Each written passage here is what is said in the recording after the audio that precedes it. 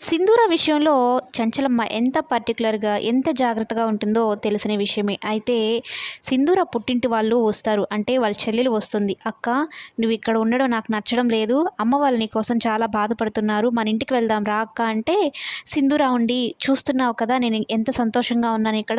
అత్తమ్మ నన్ను కంటికి రెప్పలా చూసుకుంటుంది. నేనిక్కడ బానే ఉన్నాను" అనైతే చెప్తూ ఉంటే, "నువ్విక్కడుంటే సంతోషమే. కానీ అమ్మ వాళ్ళ దగ్గరకు కూడా వస్తే మేము కూడా సంతోషంగా ఉంటాం కదా!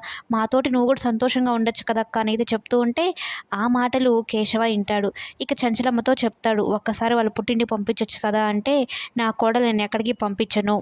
నా కోడలు నా కళ్ళ ముందే ఉండాలి. నా కొడుకుని దూరం చేసుకున్నాను. ఇప్పుడు నా కోడలిని కూడా నేను దూరం చేసుకోలేను. వాళ్ళదా చిన్న కుటుంబము. తనకేమైనా అపాయం జరిగితే నేను తట్టుకోలేను. నా కొడుకిచ్చిన మాటని నేను నెరవేర్చుకోవాలి. తనని కంటికి రెప్పలా చూసుకోవాలి. తను నా బాధ్యత" అంటూ చెప్తూ ఉంటుంది. కానీ ఈ మాటలన్నీ కూడా చంటి వింటాడు.